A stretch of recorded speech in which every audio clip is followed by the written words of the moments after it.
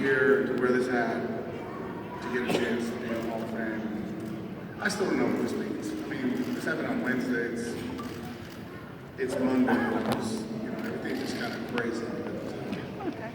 You immortal now, baby! Woo!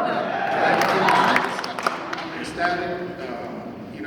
It's just been a crazy ride. I was, watching this video of me. And the first thing was, I'm like, man, I was in good shape back then. I had actually some extensions in the wall that I don't have anymore. My teammates that are here, for me, for them to even show up means a ton. That, we did some things right here in Houston. I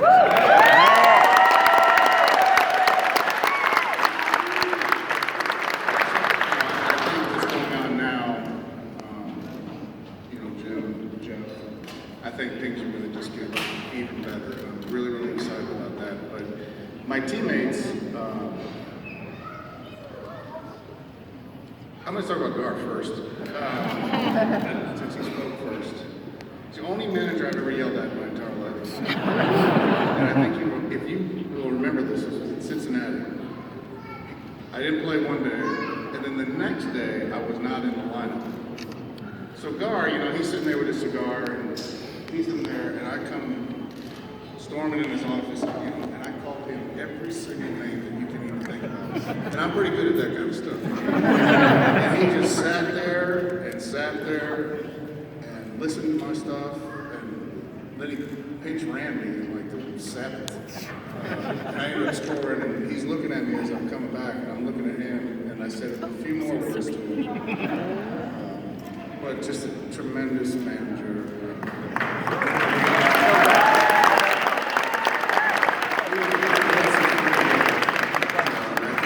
Respected baseball, respected the game. I have Art Howe here, who's my first manager.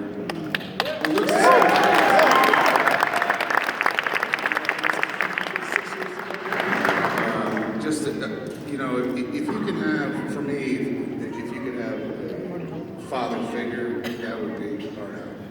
Just a class person.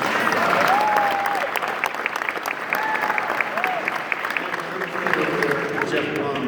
The first time I ever met him, he had red hair. And now he's on TV, and I'm still mad at him because I said, but now he has 4 girls. Yeah, but you were just a pleasure to watch. The best arm I've ever seen out of a second baseman. When you played second base for a little bit, I think Greg was hurt. Brandon, he pitched some of the best games.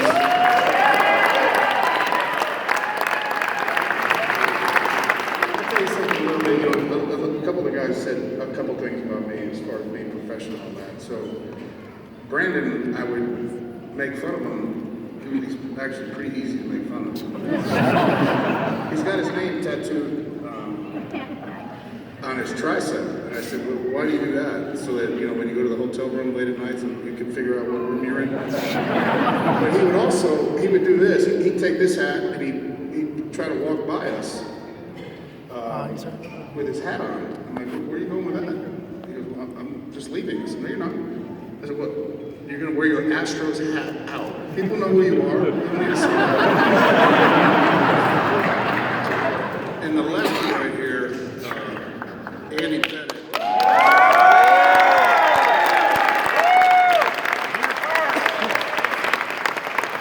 He was so messed up in his elbow. No, I mean that in a nice way. He was so messed up, and I'll never forget this, and I don't even know if Pet even remembers this. He's pitching in Shea Stadium, literally throwing like 80. And he went 6 innings. And I sat there, and obviously my arm was messed up, so we probably could throw it he could throw it probably 90 feet. I could hit more than that. But I went down the tunnel with him, and I said, I will go to war with you any single day to watch him compete like that. Those are the people that I love to surround myself with. And you were so impressive. The great news.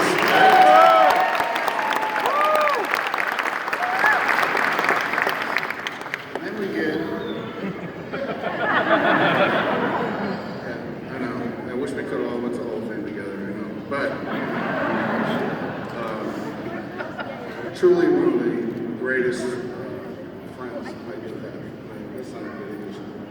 Nah, never mind. He's from Dartmouth. So, but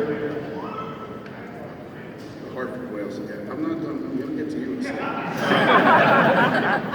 You know, I just somebody that him and I have spent just a lot of time together. I mean, we all have girls. To watch each other's kids grow up, but the relationship we had, we were those two guys that sat next to each other that truly everybody was afraid to walk by. He's way more witty than I am, you know, better looking and all that kind of stuff. But the two of us together could really make short work of people when they walk by us. And he did hit a humongous home run against the Braves. He did. That being said, we can get to Lance, who is still mad to this day because he hit a grand slam. And nobody ever talks about Lance. They always talk about But truly, you know how much I love you. And for you to talk about me, even making fun of me, I'm okay with that. Now, let's get back to the Chicago thing I was talking about Lance. So we're in Chicago, and so this is my job, is to be that guy. So we're in Chicago, and I'm on second base. Bases are loaded. Lance is hitting right-handed. Now, if anybody's seen Lance hit right-handed, it is not picture perfect. My stance was great, but that was some bad stuff. Brad and I actually had another argument about, I said Lance should need to hit left-handed all the time because you stay right-handed. Brad said, no, he doesn't look, he's in 290 all that. So we're there, and so Mike Remlinger is pitching. Bases are loaded. You know, Lance has got his, whatever that thing he did, right-handed. So Remlinger throws a ball like this far over his head. Lance goes down like he got hit with 1,000 bricks. And I'm standing there at second base. I have the best view in the entire world. I'm literally, this is how I sit. So I'm standing there at second base, and I wouldn't move. So he's down, Rex Jones comes out. I mean, he acts like he's dead. And I'm so mad at him, and I was so mad at him. Eventually, he does this little trot thing that he does down to first base, and I'm still standing at second base, looking at him. And I'm like, I was so mad. So ends up, he gets his RBI and all that kind of stuff. We get on the bus, so I always sit in the last seat of the bus. He sits like 2 rows up in front of me, and he's kind of squirming over there. And he turns and he puts his head over and he goes, Vice, you're like really mad at me, aren't you? I said, yeah, I'm pissed off. I said, man, how do you do that? I mean, we're playing the Cubs. We're on national TV. We didn't care. It was embarrassing.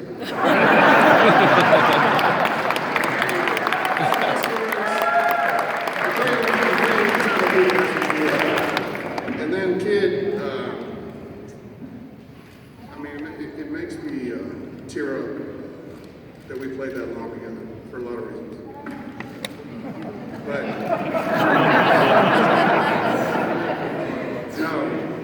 we had just such a great relationship, and I see pictures of him and I standing next to each other on another pitch and change. We just spent so much time together, to me, making all of us better.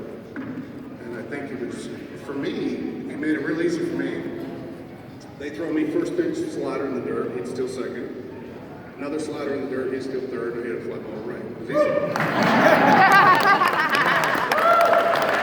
Seriously, one of the greatest boys I've ever seen in my life.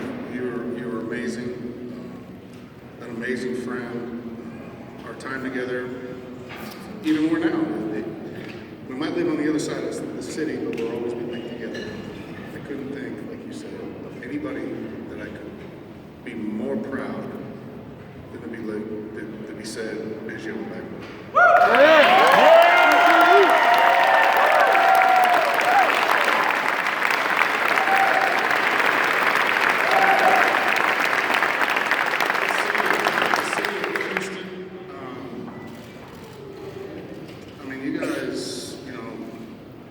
Craig said earlier, from the East Coast to get transplanted here, another conversation with Lance, that now I'm a Houstonian, I can say that. I'm not a native Texan, like I'm used to.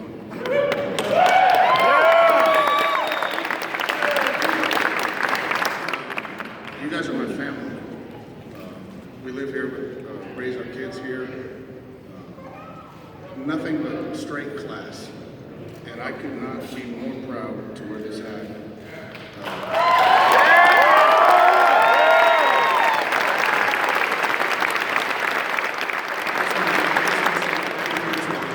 All y'all for being here. Didn't have to do that. But it makes me feel great. And, you know, like I said a little bit earlier, I think we started some, and Tal will tell me something different than the 80s. They already started that too. But I think we helped build the Astros brand. And I think